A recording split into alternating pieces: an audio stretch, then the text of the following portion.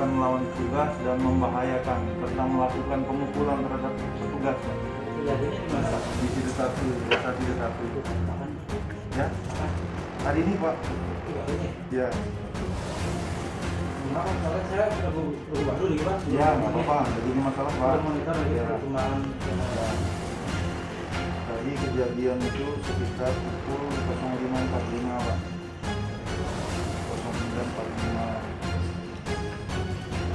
Coba seperti coba panggil Butik. Coba panggil. Langsung dia korban korban. Kalau kan mau mendamping ditabrak.